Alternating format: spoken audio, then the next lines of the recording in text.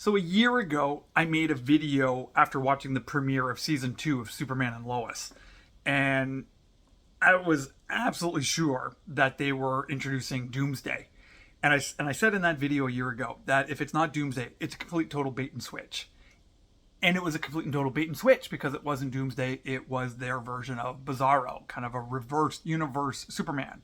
Well, now after seeing the finale of season 3, we got a bait and switch again. So let's talk about that together today here on the Geek Corner.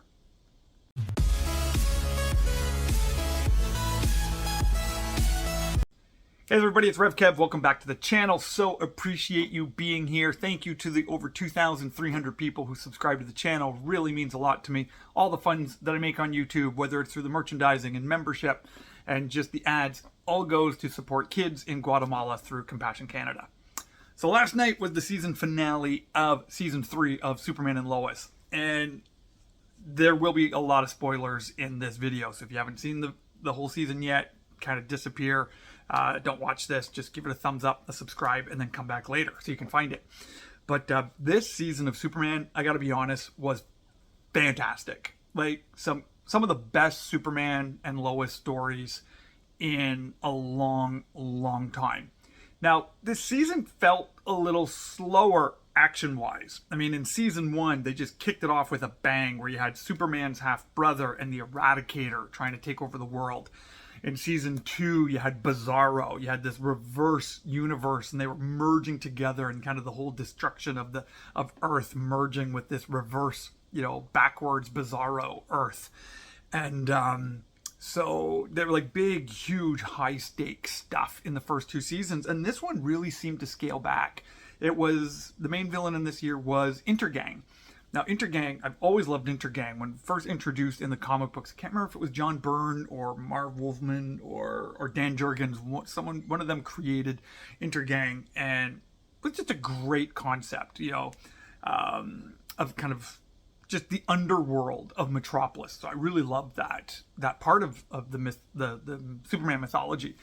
And so they brought in Intergang. And so much lower stake than the previous 2 seasons, but they really captured the heart of Superman, the heart of Clark's relationship with Lois by having Lois Lane go through breast cancer treatment. I mean, probably half the episodes I was crying in. Like I'm a sucker for a good husband take care of your wife, family, love, and dynamic kind of story. I have a big soft spot for stories like that.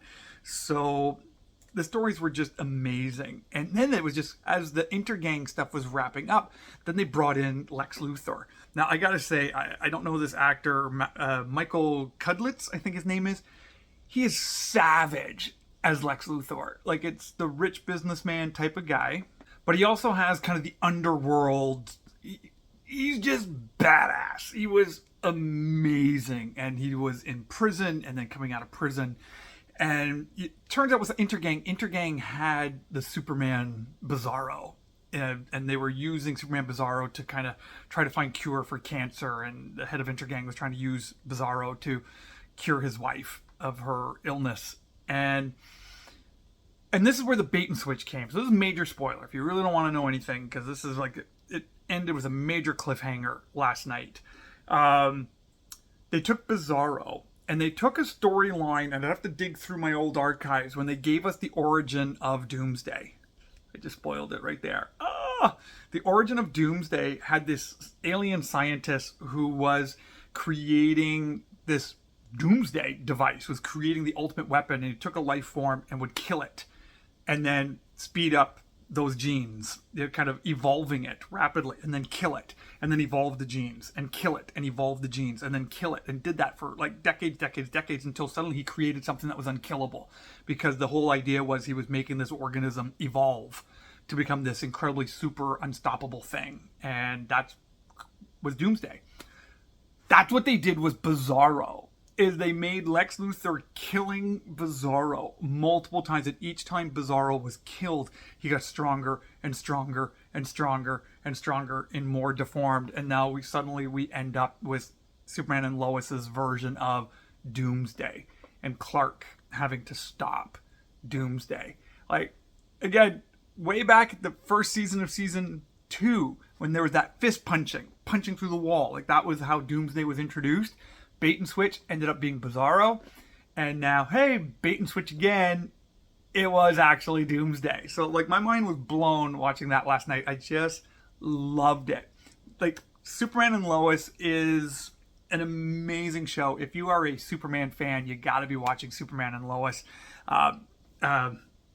Tyler Hoechlin is my favorite Superman now, by far. He is my favorite Superman. I unapologetically say that I like him more than Christopher Reeve, and I know that's quite blasphemous to say that, but he is just amazing in the role. I like him better than Henry Cavill, and I love Henry Cavill as Superman, but he is just nailing it.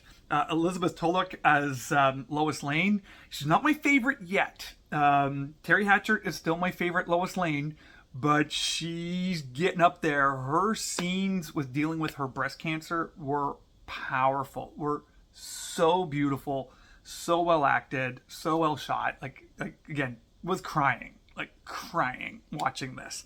The twins, I love them. I love General Lane. I love the fact that they got John Henry Irons. I love the Cushings and their support. Like, just everything about it is just hitting on everything that I love about Superman and the Superman mythology. So for this season to end with Superman and Doomsday just kind of going in for that death kill, it's like, are they gonna do it? Is season 4 gonna pull all the punches, literally, and do the death of Superman? I can't wait to see. I hope they don't. I kind of hope they don't. Death of Superman's been done a lot, and even though it's one of my favorite storylines, I like them to stay a little bit away from the big things, but if they do, really excited to see how they pull that off, especially with what the family just went through with Lois's cancer. It could really pull on all the heartstrings and make some great Superman content. So that's my thoughts about the whole bait and switch and where season 3 went of Superman and Lois. Now, I'd love to know what you thought about it. If you've been watching the season, put your comments down in the comment section below. And as always, again, hugely appreciate you being a part of the community. Again, all the proceeds go to help children in Guatemala. And so it really means a lot to me how you participate in the community here. So until the next video, God bless you, everybody. Know that you're loved, and I'll talk to you again real soon.